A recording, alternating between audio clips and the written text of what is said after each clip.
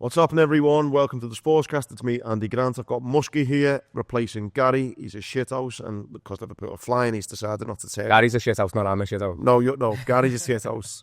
Only joking. Gary's working, so Muskie is jumping in.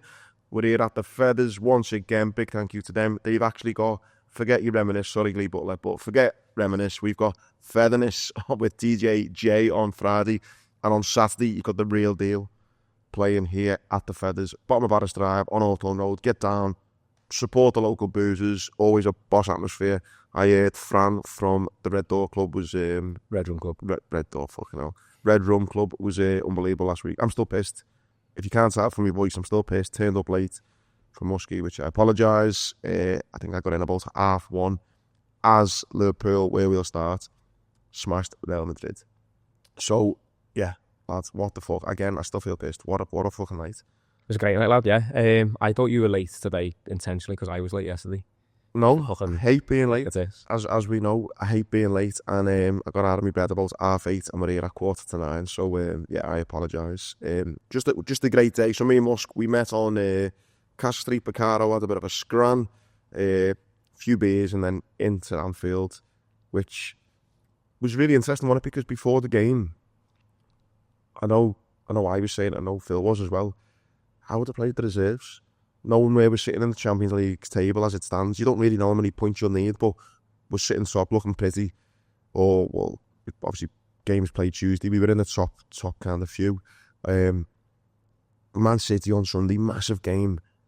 I was thinking, you know what, if we get beat 1-0, I'm not that bothered. Yeah, but then I said the same in the car on the way down before we met you, is that out of the two games, I would have sacrificed something yesterday in order to gain something on Sunday. 100%.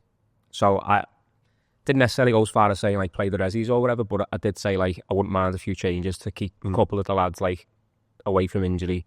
And then again, results wise, I was like, I'd be happy with a draw here because they need the points more than we do, so they're probably going to come out and want to win the game more than we do. But obviously, Slot had a different plan. He did, and you know what? As the game grew closer and closer, I started going, and you saw the kind of teams, and he played a strong team, and you're thinking, nah, you know what, we can win here. The game grew closer and closer, and like the pints got deeper and deeper into like 4, 5, 6. And then it was like, fuck them, let's batter them, which we did. Honestly, lad, I don't even know where to start, really. You look at, what I will say, and if my mate Jonathan Naylor listens to this, he can fucking get his head down.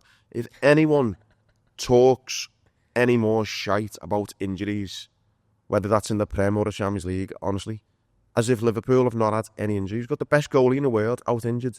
The best right back in the world, out injured. By the way, I'd rather have Jota than Nunes.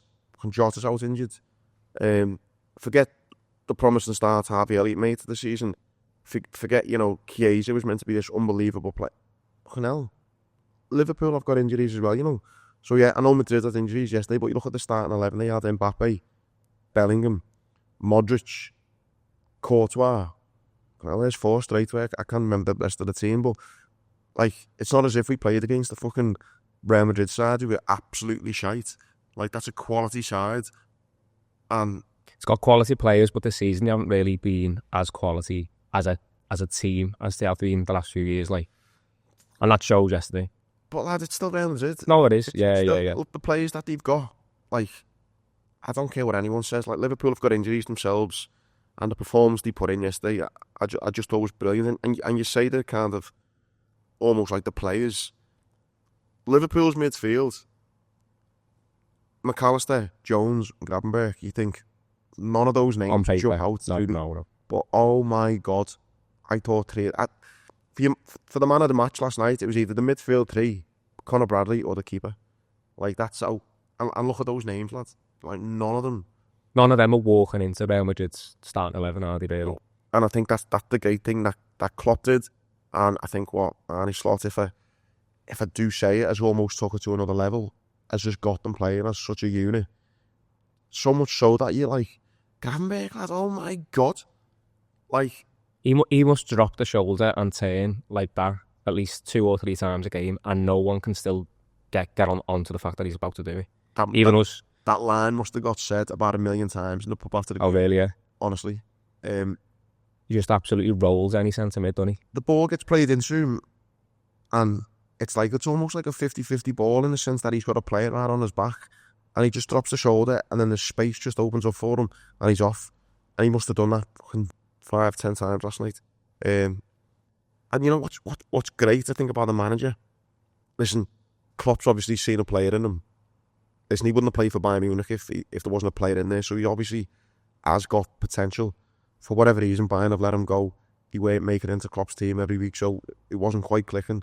Whatever the manager's saying to him now, it fucking certainly is, because he looks like, you know, so much talk about Bellingham this summer. I don't even think Bellingham would get in this midfield three at the minute. The thing is with Gravenberch there is that place is up for grabs. When a new manager comes in, every place is up for grabs. So it doesn't matter what your past is, doesn't matter whether you were in and out the team the season before or whatever. It's like, right, I'm going to start here, start afresh. And he actually will have turned up a little bit later from being at the Euros as well. So he didn't have a flying start in terms of training and all that kind of stuff. But he's just basically stuck his neck out and went, this is my place and no one's getting it. It is interesting as well, because you wonder what his season might have been like if we'd bought in the lads from Sociedad in the summer. It's almost been a blessing that we didn't get him, because...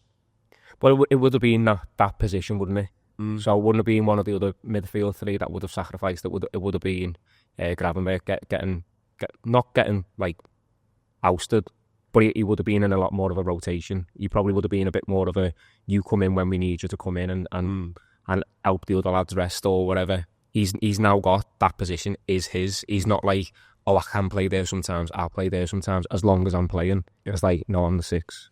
And I think that last season, like I say, he didn't do anything that you thought, wow, he's got to play every week. He might be one of those players that needs a run of games. And now that he's got those run of games, you feel it hard to leave him out now, don't you? Yeah. Confidence-wise, it looks like he's 10 feet tall, Yeah. The other one as well, Curtis Jones. Oh, my God. Speaking again to one of the lads yesterday on WhatsApp after the game. Listen, he was always a quality player, wasn't he? You'd always go, oh, yeah, he's a great squad player under Klopp, and, he'd done a job. And last night, lads, some of the football he was playing, unbelievable, lad. And it's like, where's this player come from? Is it down to, it's always been in there? Or is the manager just bringing something out of these players and training? Is he, putting an arm around the shoulder? I don't know what he's doing. But there's not a chance that you'd go, Curtis Jones and Gravenberch are going to boss a Real Madrid midfield. I mean, again, they've got injuries to get that, but they're doing it in the Prem every week as well. It's like, and then McAllister as well. Yeah, he's won a World Cup. He's obviously an experienced player. But, he's come from Brighton where he was maybe a big fish in a small pond, and he's come now where he's having to put in those performances every week. And yeah, it just looks so natural to him. Honestly, mate, that midfield three, that for me last night was the biggest positive. I just couldn't believe it. Yeah. When it comes to Jones as well, you're right. Up until this season, he was rotation squad player. And I think he's probably thought to himself, I've got 2 options here. I can either really put my foot down and stake a claim here to be in the starting 11 there of every week for Liverpool, because I'm not going to do the rotation anymore. Or I've got to go somewhere else and do it.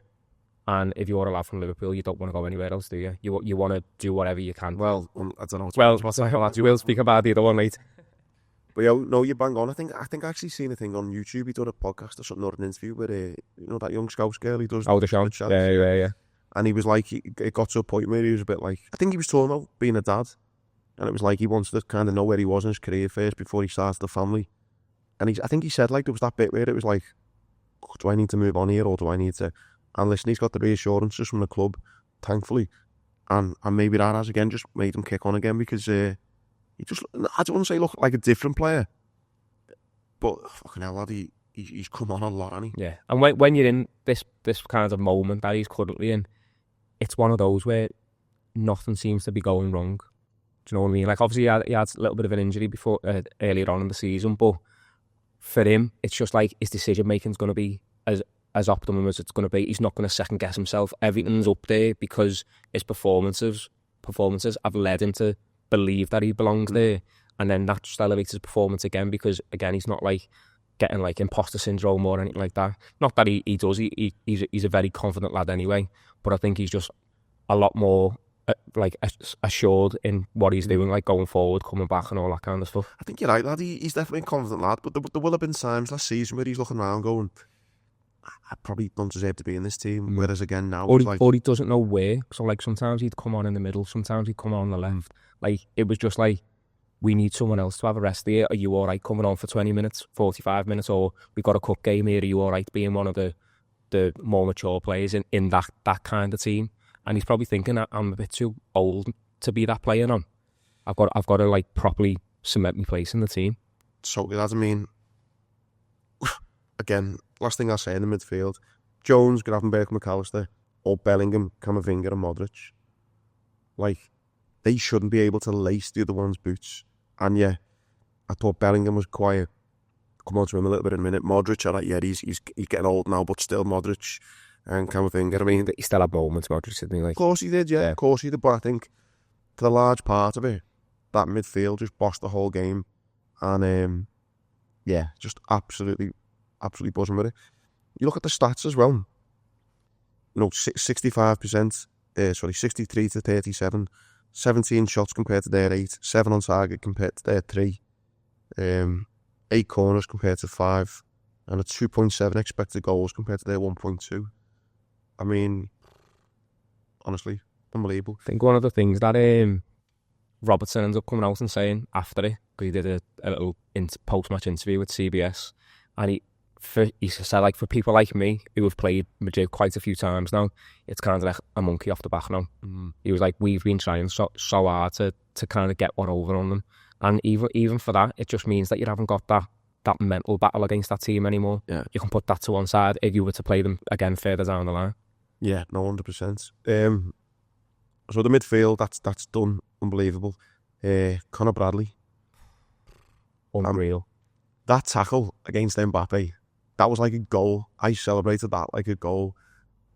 You know what was funny actually, we were saying before the game, it was probably, on the whole, Trent and potentially going to Madrid, it was probably a good thing for Trent that he wasn't playing, because if he'd played and Mbappe had tore him a fucking new arsehole, Real Madrid might have looked at him and thought, he's actually not that good defensively. Do you know what I mean? Whereas, to be fair, Trent doesn't make those kinds of tackles anyway. Exactly. He'd rather like run the player down the line, or he'll try and get to the ball before that player or whatever. He doesn't really go into challenges like that. Now, whether that's because Bradley's out there to prove himself and all that kind of stuff, or that's just more in his game than it is Trent's.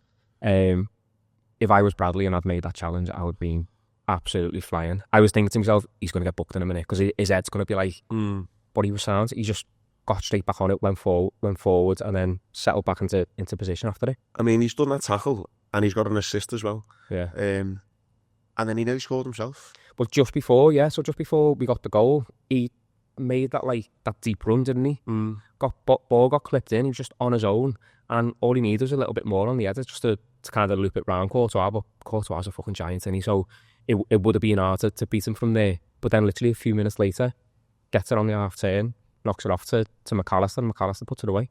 Yeah, I mean, on the whole, kind of, you can't have so much more. No, you can't. He's had the perfect game. Slight issue that he might be injured, or he definitely took a knock anyway. Hopefully he's all right. Yeah, he was old himself, wasn't he, as he was coming off as well. Luckily, thankfully, I should say, one of the lads that was sitting next to me, I think he mentioned something about he hasn't gone straight down to be seen. Oh, right. It might just be that it's a bit more of a cramp type thing, because he hasn't really played football. On that note, City at the weekend, I know we'll come on to it properly in a minute, but I'd just play that same team. Honestly, Alisson, don't know whether he'd be back anyway, Trent or whatever. I don't think he will be. I would play that same team. So hopefully, him and Kanate as well, seen him go down. Hopefully the both all. Kanate's looked worse. Really? Kanate was properly struggling coming off. Holding just below his knee, I think it was. Because he's been unbelievable as well. But on the Conor Bradley situation, though, I think, yeah, man of the match. I mean, he did get man of the match himself, but I mean, unbelievable. I think he's a better defender than Trent anyway, right? And the hype that Trent has got, listen, he's one of the best right backs in the world. I think Conor Bradley is a couple of free kicks and a couple of long passes away from Trent's game. I don't think it's a million miles off. They're two completely different players, really, aren't they? Probably a little bit of a disservice to Trent to say that that's all he brings. But in this system, Slot doesn't want that kind of cross-field pass and all that kind of stuff. No. Like, even last night, Salah had the ball. Like, I think Salah took the ball and he was kind of like in the middle of the pitch, first half, and he tried to play it through to Diaz, even though Robertson was the easy ball, and they intercepted. And you just saw that Slot was basically like just turn around to say, like, I've told him not to do that. Like, he doesn't need the players to be kind of gambling on the fact that we might get the ball. It's like he wants to keep the ball, go short, and then break the lines rather than I'm going to clip it halfway down the pitch. If there's two players, I think, that keep doing that big crossfield pass, it's Van Dijk to Mo, and then obviously Trent when he's doing it. And you definitely do not see it as much, do you? That being said, then I think, like, you know, you think it's Trent, that's what I think of. I just think of those proper fucking right back to kind of left wing crosses, and you think of the odd free kick as well. And if that's not in the game plan, then is the services that he provides in that sense are not needed. And then if you just want a right back who's going to be a kind of old-fashioned right back who can defend, but to be fair, he was going inside loads yesterday, Bradley. He was getting forward loads as well. Like, some of those deep runs, he wasn't even getting tracked. I don't know whether that's kind of the Real Madrid players thinking it's only their young right back. What's he going to do? And even the tackle on Mbappe, that was him covering the right back position. So he almost come from a bit of a centre back position, covering the right back when everyone was out of position. So it's like, ordinarily, you wouldn't have seen Trent do that anyway. So, listen, I don't want to slag Trent off too much. I hope he does stay, but I just think there's light at the end of the tunnel there if he does end up going. You know, he's sitting on that bench last night watching Conor Bradley put in that performance, thinking, oh, it's such a mixed one and we come on to the contract situations for the three of them in a minute, but I do think it's such a mad one. Like, it's it'd be nice to see how Slot deals with something like this, of like the bigger player coming back from injury, and whether he goes straight back in or whether he says, well, he's been playing all right and I'm not going to rock the boat here, because what we did against Real Madrid was sound. Like, whether Trent's fit or not, I don't think you can take Bradley out after that. If he's fit, touch wood for Sunday, and Trent's fit, I'm sorry, I'm keeping Bradley in. Yeah. Like, there's no questions. Would you do the same when Alisson eventually becomes fit? It's different for the keeper, innit? Yeah. It's a different rule. I don't know why, but it is. If Alisson was fit on Sunday, I'd still probably play Kelleher. Well, he's in the form of his life. Yeah. Saved 3 pens in a week. I mean, there's got to be a stat there. There can't be many keepers who've played in 3 different games and saved 3 pens in a week. And you know what, though? I thought as well, talking about goalkeepers, Courtois made a few good saves last night, and I thought he's not going to do that again, is he? He's having a game against us when again in Madrid, you know what I mean? Thankfully to get beat in the end, but Kelleher just looks so assured. The penalty save again, he's standing 10 foot tall after a pen. Just looks so assured. He got described last night as he looks like he's waiting for the bus. Yeah. By one of the lads. He doesn't look like a footy player, does he? Or he doesn't look like a person who's like sharp in terms of like, I'm ready. He's just like dead laid back. Yeah. But that's obviously one of his qualities. That's why he doesn't get the pressure and all that kind of stuff. He just seems like a proper chilled out lad. And I think that one of the biggest things, and again we will come on to the 3 contracts in a minute, one of the biggest things I think is you've got Kelleher there, again, like we say, playing out of his skin. You've got Alisson, probably the best goalie in the world, or in the top 2, coming back from injury. You've also got this mad situation where we've signed a goalie that's coming in the summer.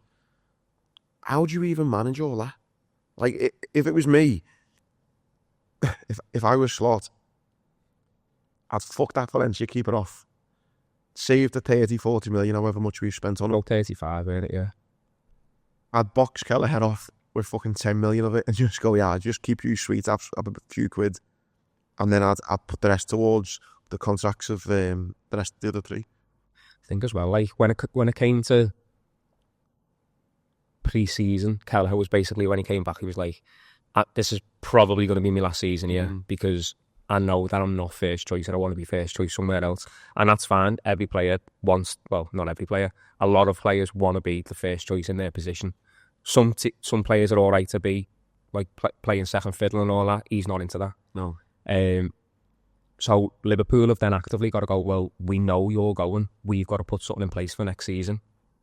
Now, they didn't necessarily envisage that Alisson will be out for so long as well. And now they're probably thinking, how many times is Alisson going to be missing key moments of seasons? Yeah. Should we have just, and again, this is hindsight and all that, like, if they hadn't have already like forked out 35 million, they probably would be saying to Kelleher, do you know what? There might be a little bit more of a rotation next year, or there might be more opportunities for you, because as you can see from the last 3 seasons. He's injured a lot, isn't he, for the keeper? Yeah. If I was Kelleher... Right, hamstring like injuries are mad for a keeper though as well, aren't they, really? When he doesn't do fuck all, really, does he? If I was Kelleher, though, I'd think to myself, right, yeah, I'm playing second fiddle, but I'm playing second fiddle to the best in the world. How long's Alisson got left? 3 years? He's still young for a keeper, isn't he? But obviously in terms of like the last couple of years, he has been getting these injuries or knocks or whatever. Let's see, he's... Pretty sure he's younger than me, like. 32. Yeah. So as a keeper, that's still quite young. Look at some of the keepers in the Premier, they're like late 30s, aren't they? All right, well, but if I was Kelleher, though, I'd think to myself, yeah, Kelleher's 26. If he plays second fiddle for 2 more seasons, say, he'd be Liverpool's number 1 from 28. He'll have 6 or 7 years as Liverpool's number 1. Now, there's nothing to say that he doesn't change his mind, by the way, as well. Now that he's seen, obviously, I've just been talking about like the owners seeing that Alisson's getting injured and that. What if Kelleher's going, well, do you know what? I'm actually playing well more than I thought I would.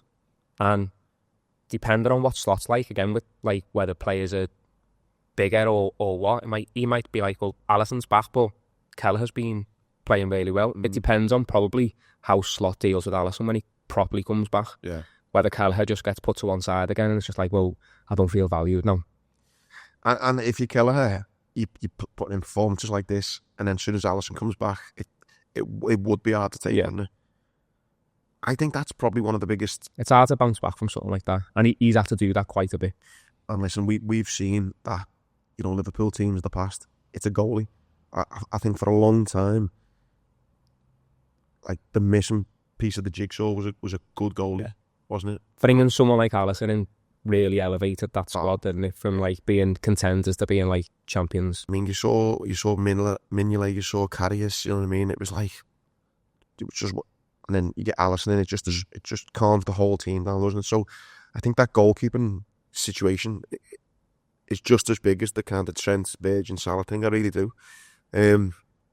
So before we talk on individuals, just the whole team performance, unbelievable, top of the league, perfect records. I mean, can't ask for much more. Madrid, look like they might struggle to even get in that top 8 thing, mightn't they? Well, yeah, what have I put them down there? They're literally on the cusp of 24 of not qualifying for the next stage. I mean, I think they will qualify, but it's definitely only going to be there. There's not long left, though, is there? 3 games left. Yeah. Some of the games that they've had, you probably will have said they'd come out with 3 points, and they haven't.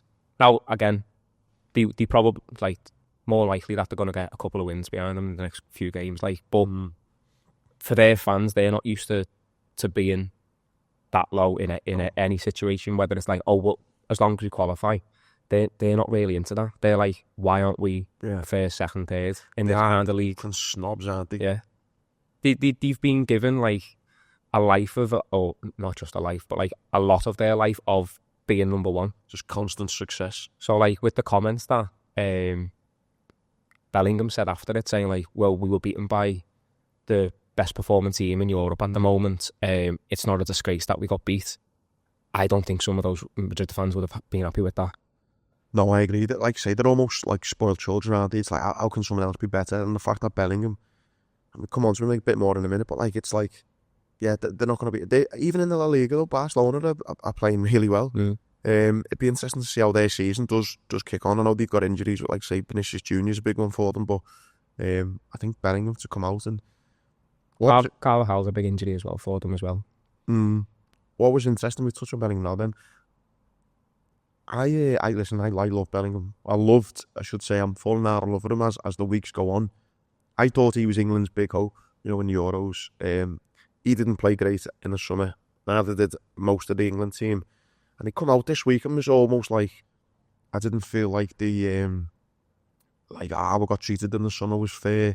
I was a bit of a scapegoat. Yeah, he felt he was singled out, didn't he? Yeah. Like saying, lad, Adidas made a whole fucking promo about you on the Beatles kind of Hey Jude song.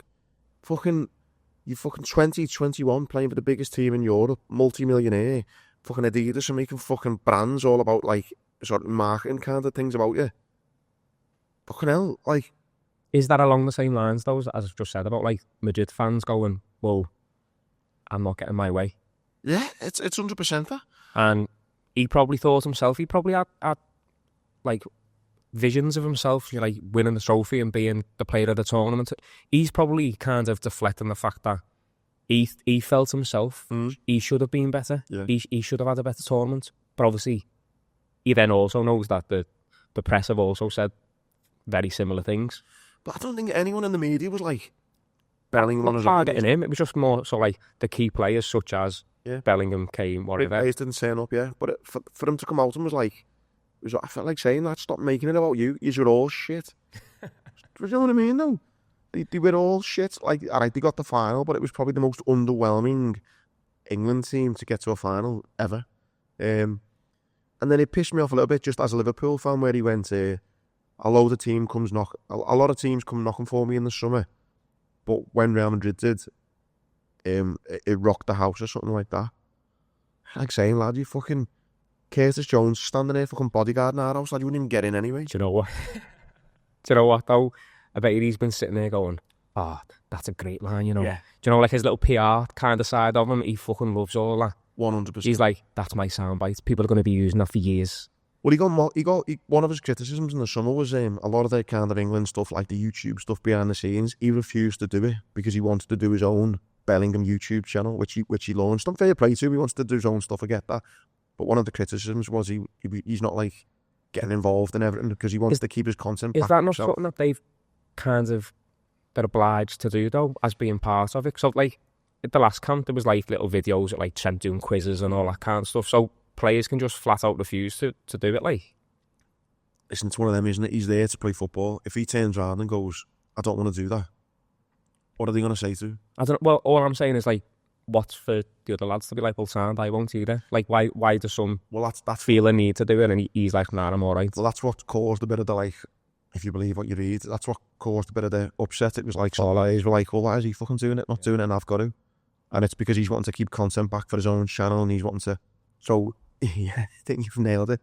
I think he probably sits there with his mum and his dad and his advisors and go, what questions are they going to ask me? They're probably going to say, how close were you to sign for Liverpool? What can I say to that?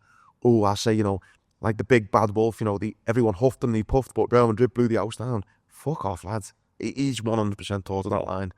And he's not. He doesn't seem to be a off-the-cuff kind of lad. No, listen, and he looks... very measured in what he says. He's a fucking good-looking lad, multi-millionaire, unbelievable at football. So much going for him. I just think, lad, you stay a bit humble. If all the stories needs Haaland to keep him humble. Exactly, yeah. It's like I just come on, lad. Like, and I think he is letting himself down a bit on that side of things, and I think it is bleeding in a little bit into his performances as well. Even the fact that, like, throwing his arms up in the air when things like players aren't passing to him or whatever that was happening in the Euros. So again, he's in his head. He is on the pedestal. So if he's not performing to that level, he's disappointing himself. But then he can then flip it on. Well, you have said mean words to me. The greatest Bellingham line ever, which kind of shows, "Oh, fucking get your head down, lad," was when he won the Champions League. He said. What did he say? I got told I'd never make it. Yeah, so many people said no to me. Fuck off. You've been playing academy football. Lad, since you were about 7, no one has ever told you that you're not going to make it. Like, and he went, oh, fucking hell, I got told I'd never make it. No, you never. No, you've always been amazing. All of, like, the pre-match build-up for that final was, like, going back to his school and his teachers going, do you know what? We always said he'd do well. Yeah. He's standing in the Champions League. Oh, for those who doubted me, lad, no one's ever doubted you. You're fucking unbelievable. So fucking stay humble, you fucking knob. Yeah. So we'll talk about Salah and what kind of come of Salah. And it probably started really with Southampton, didn't it? In the PM. So I was away the weekend watching it in a boss little shout out to Mark McVeigh. He put me onto a boss little boozer in Copenhagen, where I was able to watch the match. We sat here last week saying it should just be 3 points, top versus bottom, dead easy. Wasn't quite as easy as we thought. 1-0 down. By the way, that penalty, that was never a pen. That was outside the box. It was one of those as well where, like, if they pause it like a couple of frames earlier, when the contact actually gets made, he's even further outside the box. But because then it's looking when his foot was planted, it was like, well, he's touching the line, which means that's technically in the box. But mad decision. It's hard to overturn something like that when it's such a fine line. If it's already being given, it's not clear and obvious, and that's the only way that they're going to be flipping it anymore. Same with yesterday. Robbo said the same after, again, giving away another pen. He said, do you think it was a bit soft? He was like, yeah, it was soft, but once the ref gives it, I know he's not going to overturn it because I left my leg out, I did touch him. Like, he's entitled to go down. The Madrid pen was more of a pen than the Southampton one, I thought. But just a quick one on Robbo. I seen a stat, because Liverpool have done so well defensively, if you look at his penalty giveaway against Southampton and the goal against Arsenal where he got done by Saka, Robbo's at fault for like 28% of Liverpool's goals conceded. Yeah, it's skewed by the fact that the rest of the defence has been quality, the rest of the team defensively, I should say, has been quality. Yeah, I mean, it might be more than... It only takes one or two mistakes and then that figure just goes like that. Conceded so few, but no, tough game against Southampton. I thought we really made a game of it, but thankfully, one of those games where, again, the second half performance, again, they kind of rejig things and you kind of go as well, don't you? It's one of those games where City have got beat, there's a lot of pressure on, you're playing against bottom of the league, you can extend that kind of points between you and your rivals, a lot of pressure, and you go behind, and it's like, fucking hell.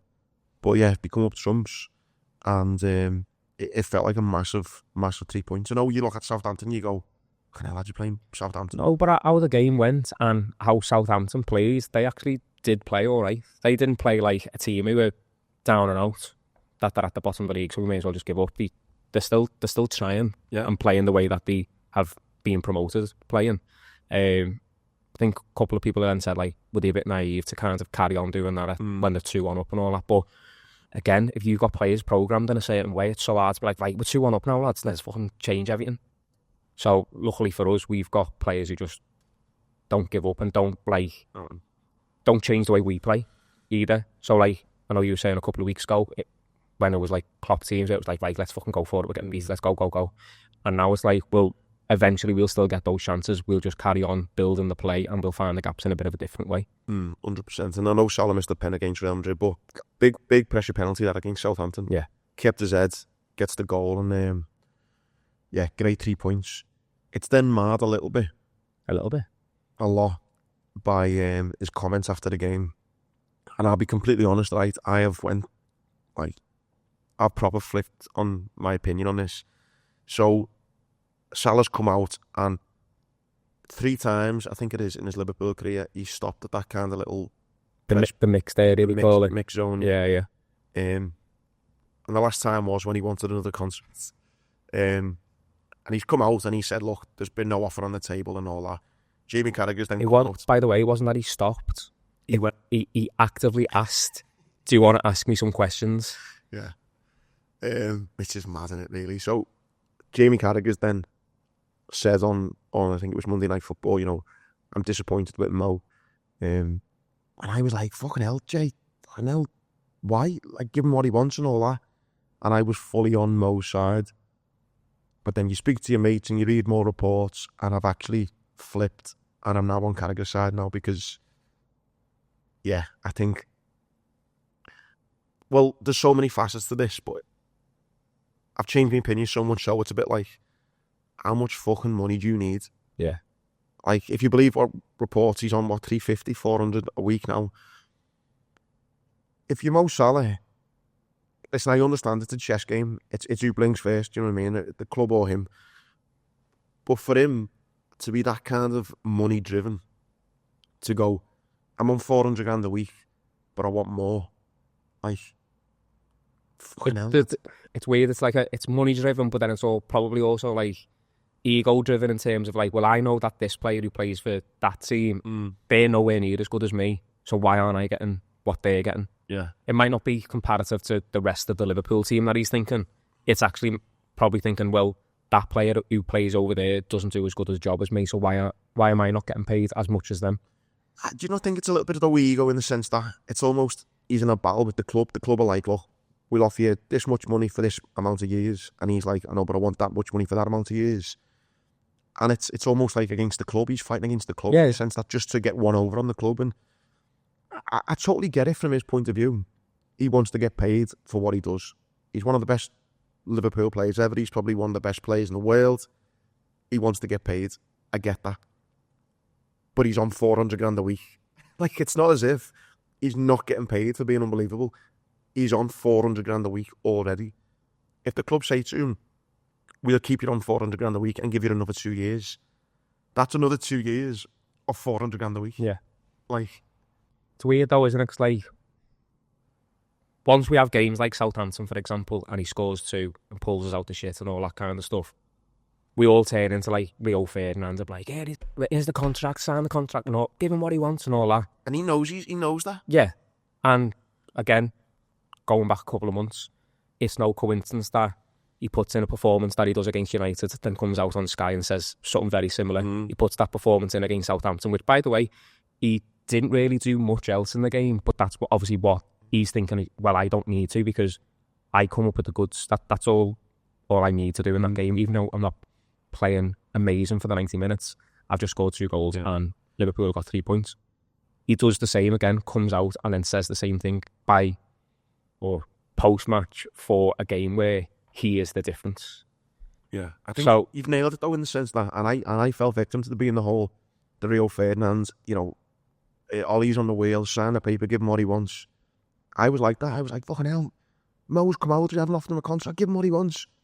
Let the dust settle. You hear people like Jamie Carragher who know a lot more about football than me. You speak to your kind of mates and then now I've completely flipped and went, do you know what, Mo, fucking get your head down, lad. You're playing for a club where the fans adore you.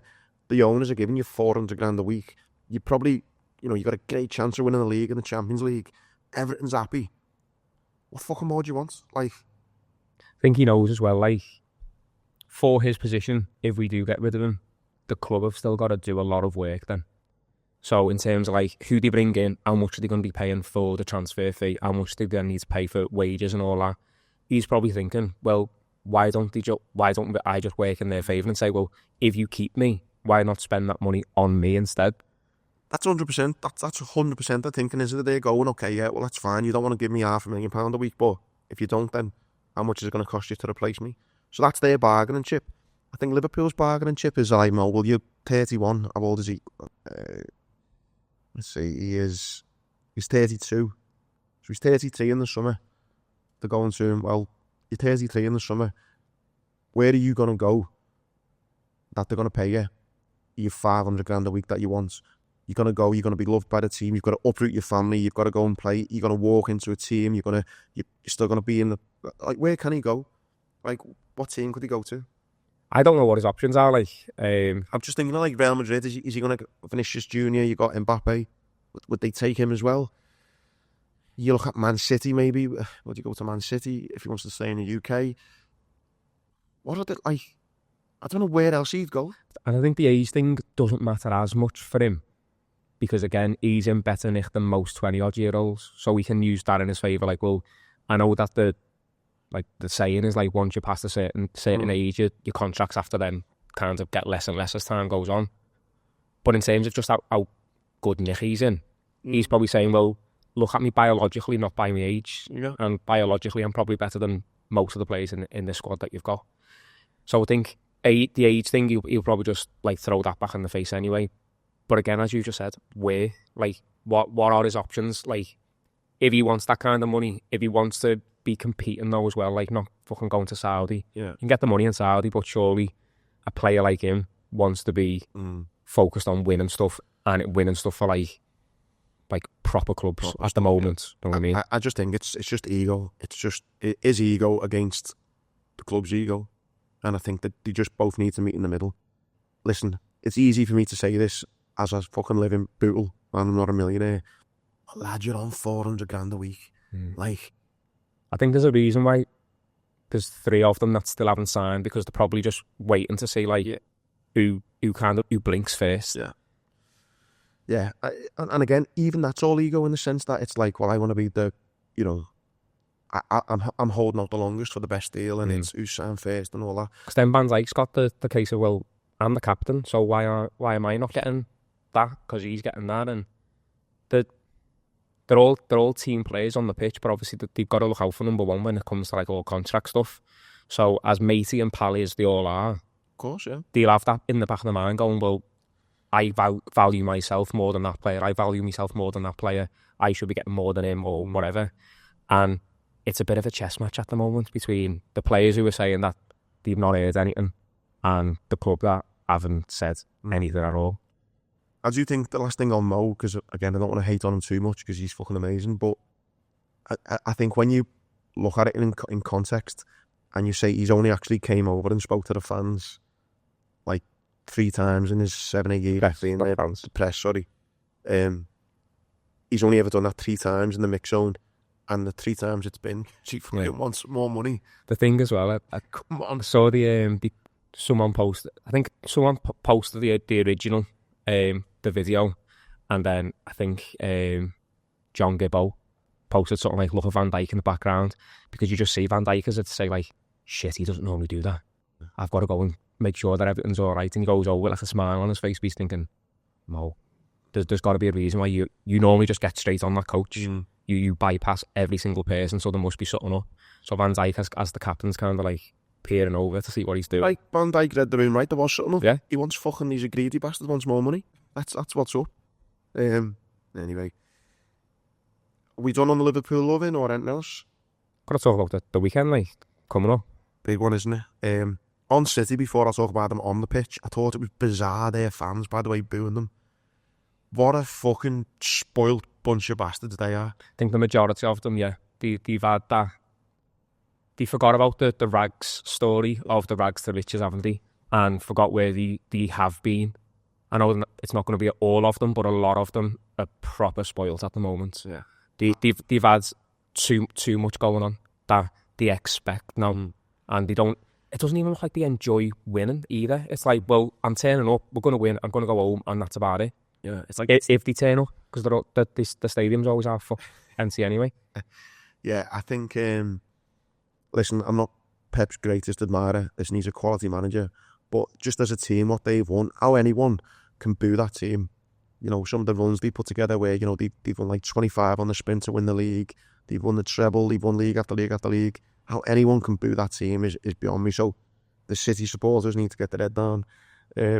However, it is concerning for Pep in a sense that I thought it was quite interesting. He had to come out and he had to distance himself away from the self-harm comments that he made.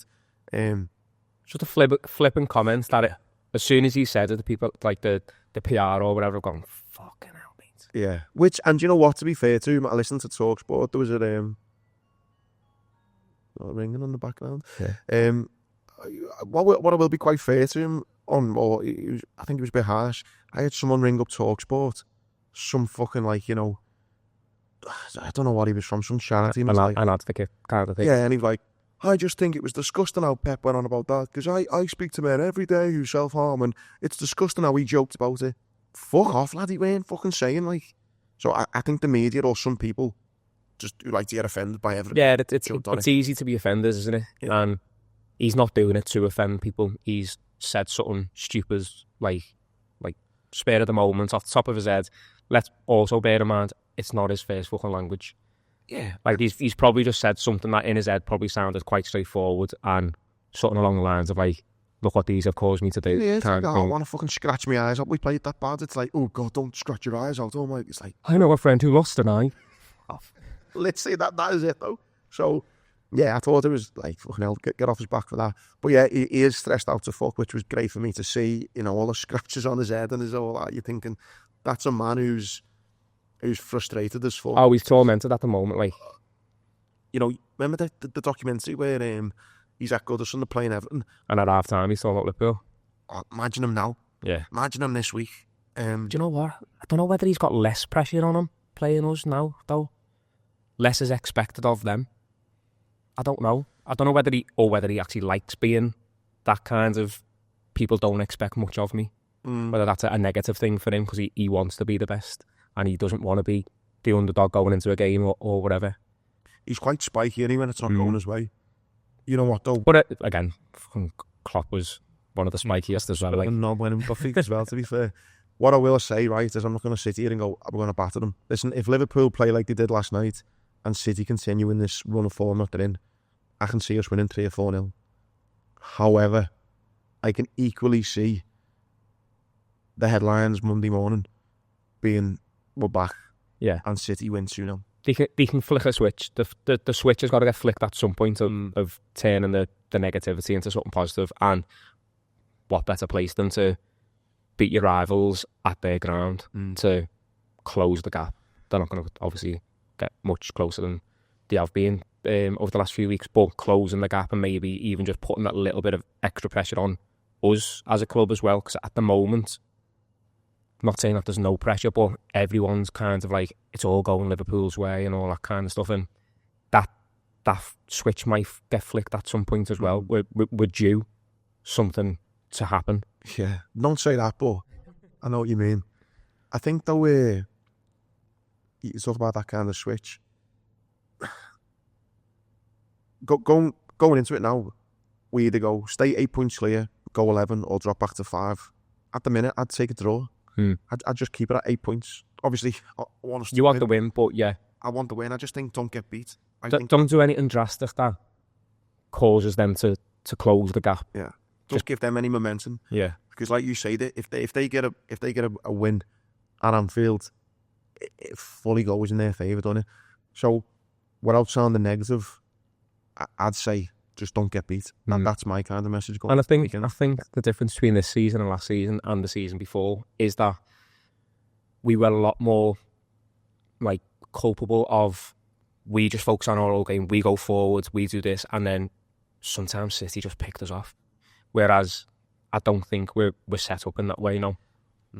To be broke on or to kind of be passed through or whatever.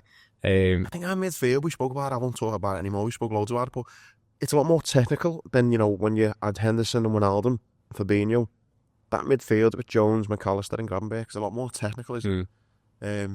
They probably cover pockets better than like running here, there and everywhere, like maybe a Wijnaldum and a Henderson did while Fabinho sat. They might cover less ground around the pitch, but they cover their section very well. Yeah, much better, yeah. So, and I think again, we might to have a go at Pep again, but he's put a stat there about Haaland. He's only scored 2 goals since Arsenal, which was the end of September. I mean, he did score 2 on Tuesday in the Champions League, but I think it was a big mistake for them to get rid of that Alvarez in the summer. Just the fact that I don't even think they would have dropped Haaland, but at least there would have been someone to share, and they go like, maybe like throw a 2 up top every now and again, or they did play with each other a couple of times when Haaland came back from injury and stuff like that last season, and I think they probably did take for granted, like, we're always going to have Haaland. Haaland's always going to be amazing, and he's just having a bad patch at the moment, and they've got no one else to kind of help share the load. I don't know as well. Listen, his stats and his records suggest that he knows himself he should be playing every week, but I wonder if there is that little bit of, he knows where, listen, I could be absolutely awful. He's undroppable. And I'm still playing. Yeah. Like, there's surely just got to be that in him as well, hasn't there? So I think, I don't know, imagine if 1 week Pep could just drop him and play Alvarez, and he's like, oh, what the fuck's happening here? Maybe that might be the rocket up his arse that he needs, but he hasn't got that because they've let him go. So it'd be interesting to see how they cope with him, because it's not even about him getting an injury. It's just him playing shite. Having bad form, yeah. Yeah. You look at Walker. There was loads of talk this week about he's lost his pace a little bit, he's aging and stuff, Didn't look great against Spurs. That last goal, Werner just zoomed right past him. Looked like he was running through treacle. It was mad. And that's normally been his game. Like, he's not going to get beat in a foot race. Now, obviously, again, that's the final moments of a game. He's been playing for 90 plus minutes or whatever, but he's kind of lost that little bit of ingenuity kind of thing where it's fallen off at the end of a game. So is that somewhere where we might target, you know, someone like Diaz trying to break through the line in between him? If they play a 3 or a 4 at the back, I don't really know. And we touched on it last week, saying about kind of City's maybe Pep only signing a year. Maybe is that why City didn't invest a lot into Pep? Because you're like, well, you haven't told us if you want to stay or not, so I'm not going to give you 100 million to spend when the new manager we have to get in when you leave might not want those players. So it's like a bit, you don't know why they haven't really spent any money. They didn't go big, did they, in the summer this just gone? Whether they go big in January, I don't know, but whether that's to do with Pep leaving or not, or staying now, you don't know. Predictions then for Sunday, what would you say? I reckon it's going to be a bit of a shit game, to be honest. I reckon it'll be like a 1-0 to us. I reckon both teams will be a little bit wary of the other. I don't think it's going to be like full-flowing attacking football. I think it's going to be one of those where we edge you. Over the course of the game, that we edge you. I mean, I'd happily take a 1-0. Like, I was going to say 1-0 or 1-1. However, I wouldn't be shocked if it was 5-0. Yeah. Because we've got that in us. Like, I think the way we're playing, the way City are playing, we could win 5-0. The fact that they've conceded 3 goals at the end of that game on Tuesday, that's got to be in the back of their minds. Like, again, they used to turn up and go, no one breaks this defence down. We're one of the best defensive outfield outputs that we've got. And Liverpool are one of the better attacking teams now as well. So it depends on how strong they are at the back and through the middle. Yeah. No, I'm open for that, but I'd go for a 1-0 or a 1-1. Maybe we're going to have to talk on the blue shite, even though Gary isn't here. And for those Blues who are listening, I say it every week to Gary, he would, if he was here, no doubt be the biggest optimist ever and say he's still not worrying. But failing to score against 10 men Brentford at home is fucking worrying. You know, Brentford haven't been as good anyway, I don't think, since, you know, Tony's left, and they just haven't had the same tune. I don't think the manager out of them this season compared to the last few years. Brentford always seems to be one of those teams where you think, you know what, fucking hell, couple more players and all that. They're very up and down, aren't they? He's jumped off a little bit to me this season. They can have a game where they're absolutely flying and they might put 3 or 4 past someone, and then they'll have a game where they just come up short straight from the off. Yeah, they haven't got that consistency at all. Like, I think for them to go down to 10 men, you know, I think it was the end of the first half, wasn't it? I think. Yeah, it was on like 40 minutes or something like that. To play at home against this Brentford side that again are up and down, 10 men and you can't score.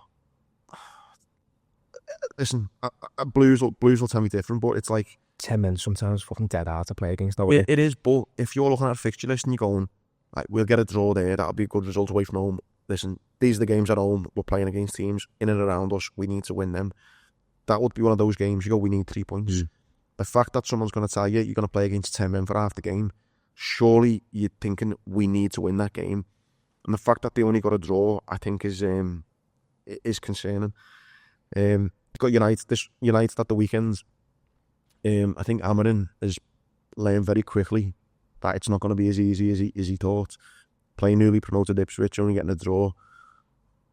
I think the benefit for him now, he's had an extra week with them. I think they'll beat Everton comfortably, I think. I reckon it'll be his first win, yeah. Be weird to see how he sets up again, because he set up how we expected him to set up with 3 at the back. But he's going to need a couple of transfer windows to get the players in the right positions, because I think at the moment he's like, well, that's my system that I'm used to playing. I've got to try and... He's kind of putting square pegs in round holes at the moment, isn't he? Like, again, Johnny Evans surely was not expecting to still be playing. Pretty sure he went there to kind of... 38 or something? Yeah, I'm pretty sure he went there to, like, stay fit and get his badges or something like that. And it's like, are you sure? We need you here, you know, mate? Yeah. And he's still... To get his badges. Honestly, I'm sure it was something like that. But I think over time, he looks like he's a good coach. So over time, I think they will do all right. Like, and 36 years. 36. Well, it's 37 in January. Yeah, he still shouldn't be playing for United. Should he really? I just think the fact that he's obviously a good manager, isn't he? you've seen how his sporting side played against City the other week. He's obviously clearly got them drilled. If he has enough time with the team, then given the fact he will have had an extra week with them, given the fact Everton can't score away from home, I'd be shocked if there was anything other than a convincing United victory. And that's not me jumping on the Blues. It's just you can't see Everton scoring. First home game as well for them. Yeah. It's... He could have like the proper new manager bounce in a full Old Trafford where they're all trying to get behind him and, you know, welcome him in and all that kind of stuff. So yeah, I can't see Everton getting much from the game. Like, the other little bit of football news was Van Nistelrooy to Leicester. I'm shocked that they got rid of Cooper, to be honest. If you're a Leicester City fan, I doubt we have any Leicester City fans watching this podcast, but where are you expecting Leicester to be? And I don't think that their fans were crying out for it, by the way. So, like the 16th in the league, right? So they're one of the promoted sides. So on paper, they should be. That's good. That's good for a newly promoted team, isn't it? Yeah. So they're doing better than Southampton, who are also promoted. They're doing better than Ipswich, who are also promoted. So, I like it. What did they want? It's kind of like that delusion of grandeur thing. It's like, but we are a Prem team. Like those others who that came up, they haven't been in the Prem for a good few years. We're the Prem team here. Yeah, maybe so. And I don't think he was doing much wrong. I don't know whether something's happened, like in terms of like he's locked heads with someone higher up, or they've had a bit of an argument, fallen out, whatever. But it did just seem to be a bit of a weird thing for them to be like, right, he's gone now. Well, he's got beat by Chelsea, which you'd expect. He got beat by United, which you'd expect. They drew at Ipswich. That was away, to be fair to them. All right, yeah, they got beat by Forest at home. That would have been a killer. But they then beat Southampton away. Let's remind ourselves where Forest are in the league. I know, yeah. Like Forest are actually one of the better teams in the league this season. They've only beat, Liverpool only been beaten by Forest. They beat Southampton away. They beat Bournemouth at home. They've been beat by Arsenal. So the only teams they've been beat by recently is Chelsea, United, Arsenal and Forest. And yet they've sacked the manager. That's why I think there's something bigger than the results. He's been hard done by there, I think, Cooper. So yeah, Van Nistelrooy comes in. And it's one of those, he's walking into a team that maybe the fans weren't overly pleased that the manager's got sacked. He's almost walking into like he's not. Yeah, sometimes when new managers come in, it's like, thank fuck, we needed something fresh. And might not necessarily be the case this time. Yeah, because they've only just had a new manager a couple of months ago in Cooper. Yeah. Like, they still were hoping that Cooper would have done something during his time there. So they haven't been crying out. No. It's not like when some clubs do get a new manager and it's a breath of fresh air and they get the new manager bounce that I've just said, like United are going to get, or potentially get. So yeah, they're not going to have that same kind of feel of we've got a new manager in, but what they are going to get is we've got a bit of a Premier League legend who's going to be leading us. It doesn't always, because we've seen that with some of the better players haven't become the better managers or better coaches. So time will tell, and I don't know too much about his managerial career when he was in Holland and stuff like that, and he only had a couple of games with United. So we could be sitting here next week, mate, if we beat Man City. Let's assume Chelsea, Arsenal, and even Brighton win at the weekend. City could be 4th, 5th, 6th maybe, which would be mad. But that's how we get the job done. Yeah. The only other bit of news, which we won't touch on too much, was Andy Murray has teamed up with Novak Djokovic to become his coach for the Australian Open. I don't even know what to make of that. Not a bad way to stay in the game, though, is it? If you're Murray. Well, what's he got coaching credentials, though? I think in terms of it is one of the sports where a good player would probably end up being a good coach, because it's an individual sport. You're looking at the intricacies of being an individual. It's not like fitting things in as a team and all that kind of stuff. So maybe being a bit harsh on Andy Murray when I say this, but like, maybe that Djokovic just wants something fresh, something different. But what can Djokovic learn from Andy Murray? I don't know. They might just be boys and just have one of the lads go round on tour with him. Just keep one of the lads on the payroll. Yeah. Maybe he's skint and he's just reached out and said, lads, I'm fucking skint. Any chance you make me your coach? Pardon me, you're at that. So you knew the news was Alistair Brownlee, the triathlete. He's retired, obviously won 2 Olympic golds. him and his brother, I think, was great. I mean, his brothers in sport, you think Yeah. they fucking done well. I seen him retire, which was sad news. Even that video of like pulling him over the line and all that kind of stuff. Proper like teamwork, but brotherly love as well. Like, yeah. So he's retired, and then the other bit of news was McGregor. We mentioned it last week. Been found guilty, and all the sponsorship deals are starting to drop. I know Proper 12 now have distanced themselves away. I think Tesco's have stopped stocking it. Because he can't make light of the crime that he's committed, been found guilty of. Listen, make of it what you will. The whole True Geordie podcast done a great roundup of like both his side and her side. Listen, he's been found guilty, and that's the fact of it. I think it was a bit murky, the case, to put it lightly, but it'd be interesting to see the fallout of it now, whether he does ever fight again, because his name now, whether it's in a criminal court or not, is fucking dirt, isn't it? Yeah, it's in the mud. Like, it's like, yeah, it's not great. Doesn't help my look when I go to races and people say I look like Conor McGregor. We need to. Oh, so now you're going to be saying like, yeah, don't fucking look like that. Yeah, that fucking, I do not look like him anymore. But no, not a great look for him. And the one thing I was going to say on it, he sold that Proper 12 for about 100 million, but he is so well connected to it. The fella who's bought it, the company that's bought it off him, must be fucking gutters now.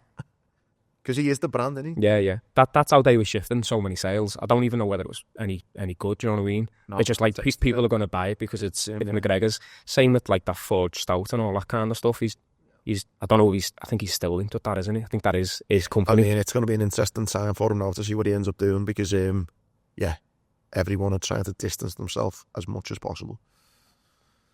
Yeah. Anyway, second appearance. Yeah. Sorry. Nice one. Putting up at me and me fuck. Apologies for the Liverpool loving, for any Blues that are probably not listening anymore. That's fair enough.